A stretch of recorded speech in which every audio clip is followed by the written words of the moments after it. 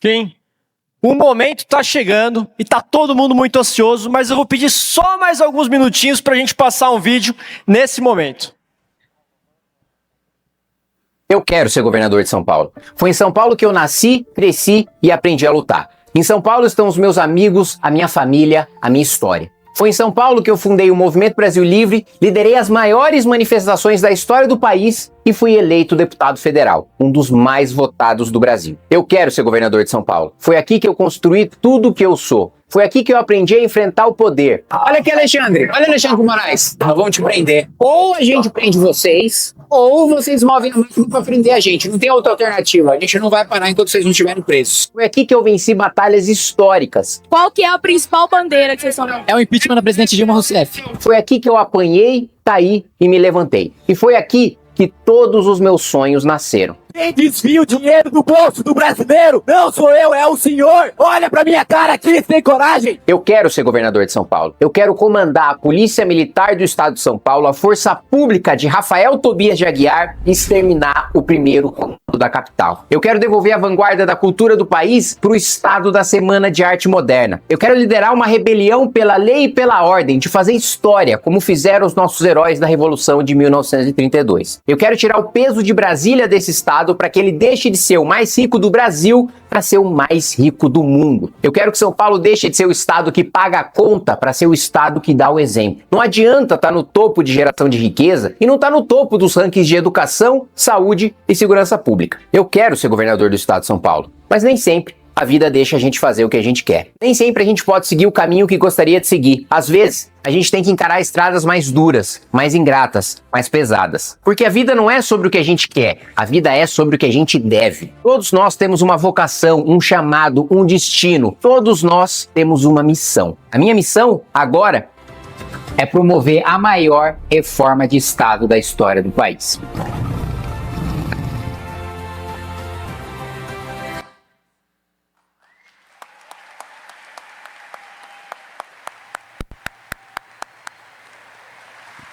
Com vocês, Kim Kataguiri!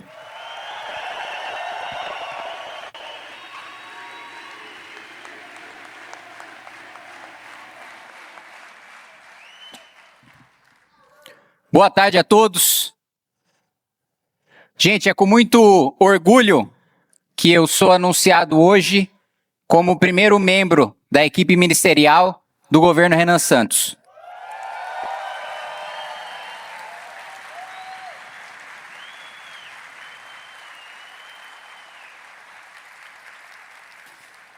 E eu já quero adiantar para vocês e quero adiantar para você, presidente, que nós vamos promover a maior reforma de Estado da história desse país. Eu vou entregar para o nosso presidente 1 trilhão e 100 bilhões de reais da reforma da estrutura da na nossa máquina pública. Tudo que eu quis fazer nesses quase 8 anos de mandato como deputado federal, agora vou fazer como ministro de Estado, junto com o presidente Renan Santos. A PEC dos supersalários, acabar com férias de 60 dias, acabar com todos aqueles que recebem mais do que 46 mil reais por mês, fazer um programa nacional de desfavelização, garantir que o presidente tenha recurso para fazer o maior presídio de todas as Américas, garantir que a gente tenha uma política de Estado pela primeira vez de investimento em inteligência artificial, em ciência e tecnologia, acabar com a desigualdade social dentro do próprio funcionalismo público, a desigualdade salarial, fazer com que as carreiras tenham salários compatíveis com a iniciativa privada, promover o maior corte de gastos da história do país e o corte de gastos a ser revertido na transformação do Brasil como um país rico. Quem lê o Livro Amarelo sabe das nossas missões, do Brasil poderoso, do Brasil rico, do Brasil livre. A convite do Renan coube para mim uma das missões mais difíceis, que é trabalhar com o Brasil rico. O nosso ministério vai ser um ministério transversal. Vai ser um ministério que vai passar pelo Ministério da Gestão, vai passar pelo planejamento, vai passar pela Casa Civil, pelo trabalho, pela Previdência. A gente vai ter um trabalho muito grande para fazer. E diferente da covardia que nós vimos nessa semana com Flávio Bolsonaro, nós não teremos vergonha de defender publicamente o remédio amargo. Não contem comigo para ser covarde de promover pauta populista e de esconder que nós vamos ter sim que fazer reforma previdenciária, que nós vamos ter sim que rever os pisos da saúde e educação.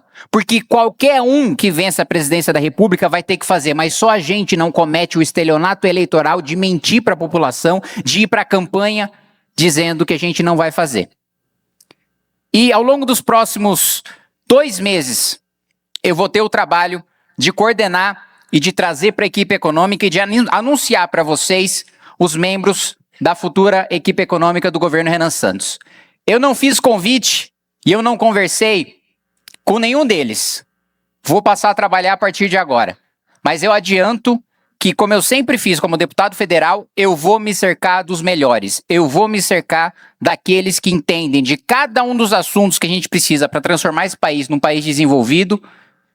Cada um deles estará na nossa equipe. Eu sempre li e sempre escutei e vou continuar escutando e convido a continuar falando comigo e a continuar trabalhando junto com as nossas ideias, agora não como deputado, mas como ministro de Estado. E quero dizer que eu vou beber da fonte de Marcos Lisboa, de Samuel Pessoa, de Zeina Latif, de Mário Mesquita, de Mansueto Almeida, de Marcos Mendes, de Helena Landau, de toda a equipe do Plano Real. As portas do governo Renan Santos estão abertas para cada um de vocês e para todas as outras mentes brilhantes do nosso país.